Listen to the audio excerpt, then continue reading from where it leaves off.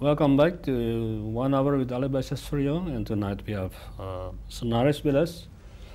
Now, Naresh, knowing Indonesia is vast territory, 17,000 islands, west to east, also same like from California to Florida in the States, in Europe from Ireland to Greece. There we do have this communication satellite that links TV station with the other station in the region. But there's another media which is called DVD or CDs that has been recorded and shipped and couriered to area as far as Maluku, Papua. Are you, your organization is in that phase now, preparing programs for those people who wants to follow your program in remote islands? Actually, we are just getting into that area. We realize that our reach, given how vast Indonesia is, and traditionally everything is centered into Jakarta, now with development taking in other parts, we have realized that we need to extend to reach out to the potential clients in those areas. And physically doing it is virtually very, very daunting. So we will get into those areas of sending up programs using DVDs or other multimedia means to people across. But I think that will be probably early next year we'll start that. But in the meantime, your books and in selling well, the books are written in English, huh? It is written in English because that's my mother tongue mother tongue. See the books, Managing Human Capital in Indonesia, Best Practices in Aligning People with Strategic Goals. Any plan to have it translated into Bahasa Indonesia? Well, in about next 2 months, you'll see it in Bahasa Indonesia.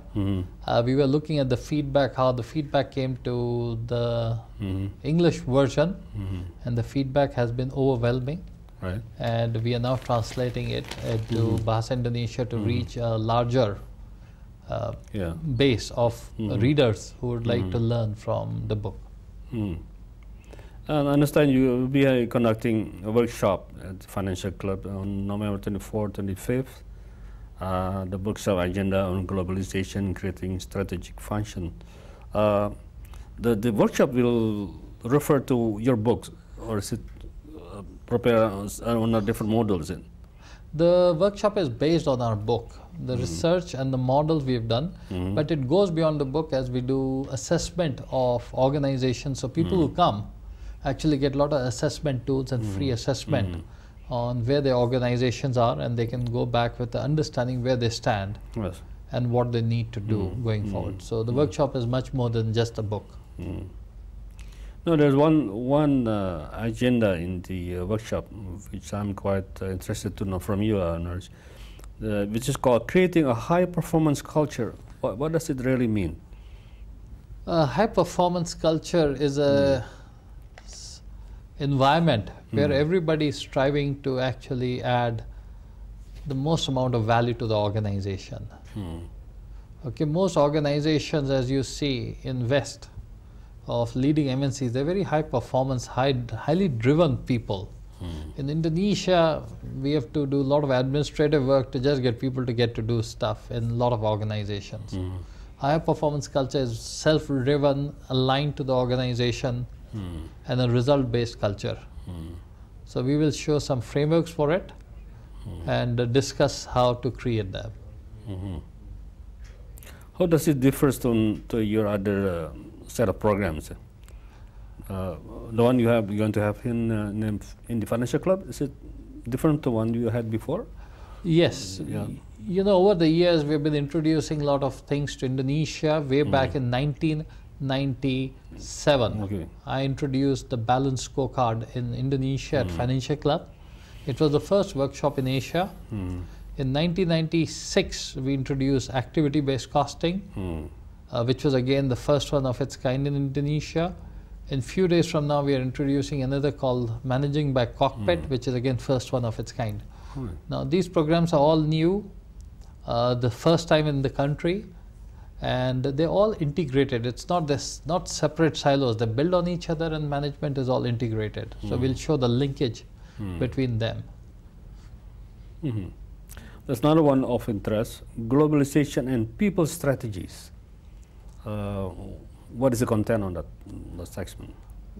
You see, we'll talk about the trends in globalization, what's happening in globalization.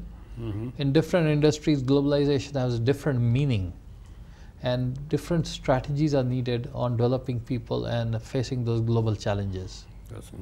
So one size doesn't fit all. A strategy that works well for India may not work well for Indonesia, despite similarities in culture, people, and history. I think based on the current resources, culture, and environment, different strategies needed for different industries, not only the countries. Interesting. You know, I did mention to you that I was in India because my mother was the cultural attaché of the Indonesian embassy, and I had this Indian experience, wonderful experience. Now, there's one gentleman by the name of Nick Cashmore. He's the head of the Leone's securities company in Indonesia. Come up with a report in July this year that's coined the word Chindonesia, stand for China, India, and Indonesia as the growth areas. Because the shifting of the gray area will be in these three countries, major countries. What are sort of strategies to, or maybe collaboration that you have in mind? At the last mining conference, it was mentioned that Indonesia will be the supplier of coal for India and already a supplier for China. What Indonesia will benefit from India and China in return? I think we have to look at what should Indonesia's strategy be. Digging natural resources from ground has a limited shelf life. Right. So much limited coal, limited oil eventually will run out. Yes. So I think Indonesia needs to develop how to add value around it. Be it coal, oil, gas, plantations. Right. Indonesia has a great resources of 230 million people or 240 million people. We need to develop them to add value around the primary products. And that high value add can take Indonesia much further than just digging the primary resources.